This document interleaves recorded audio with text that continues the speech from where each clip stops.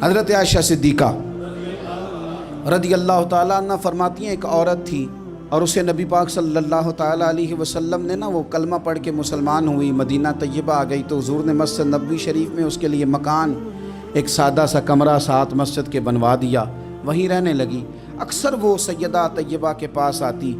تو حضرت عائشہ صدیقہ رضی اللہ تعالیٰ عنہ فرماتی ہیں وہ بڑی باتیں سناتی اور آخر میں کہتی وہ ہار والا دن بھی بڑا عجیب دن تھا اور میرے رب کی قدرتوں کا دن تھا، وہ بھی بڑا عجیب دن تھا۔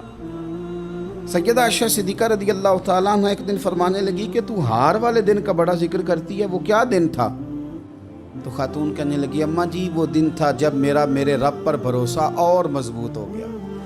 جس دن میرا اپنے رب پر توکل اور بڑھا، میرے ایمان میں یقین میں اور پختگی آئی۔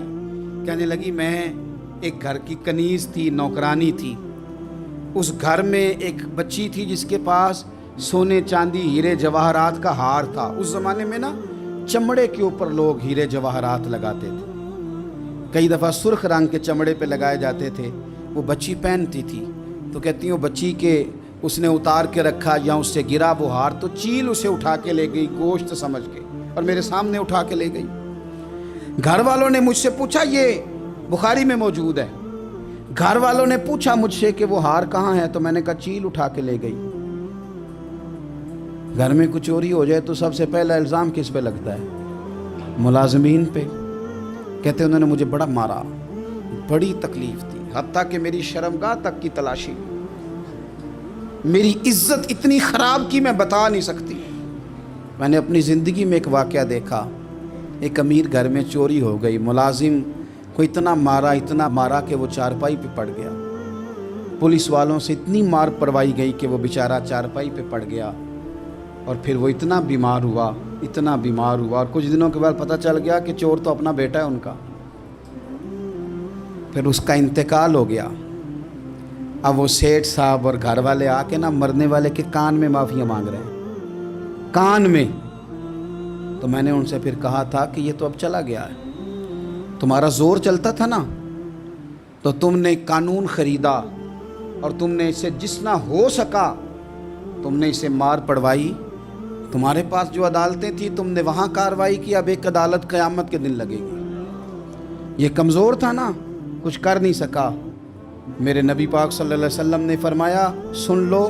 اگر سینگ والی بکری نے بغیر سینگ والی بکری کو تکلیف دی ہوگی نا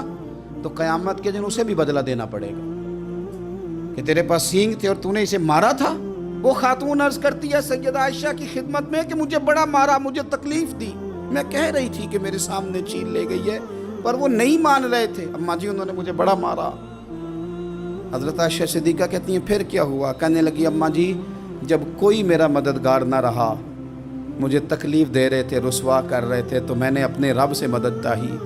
میرے رب کی طرف میں نے توجہ کی، میں نے کہا مالک اب تو ہی میرا مددگار ہے۔ کہتی ہے وہ مجھے مار رہے تھے تو وہ چیل جو ہار لے گئی تھی وہی لے کے واپس آ گئی اور ہمارے سروں کے قریب لا کے اس نے جب اس ہار کو پھینکا وہ مجھے چھوڑ کے سائیڈ پہ ہوئے، وہ میری بے گناہی جان گئے، لیکن آپ کو بتاؤں اس دن سے میرا اپنے رب پر یقین اور بڑھ گیا۔ مجھے سمجھ آ گئی کہ جب انسان پورا ٹوٹ جاتا ہے اور جب کوئی چاروں جانب اس کا مددگار نہیں ہوتا تو رب تو ہوتا ہے نا، اللہ تو اس کا مددگار ہوتا ہے نا، وہ تو پھر اپنے اس بندے کی مدد کرتا ہے نا، پھر وہ تو توانائی دیتا ہے نا، وہ تنہا نہیں چھوڑتا، وہ تو آنسوؤں والوں کے آنسوؤں پہ بڑا کرم فرماتا ہے، وہ تو قسم پرسی میں آ جاتا ہے، اس کی رحمت بڑھ کے استقبال کر لیتی ہے۔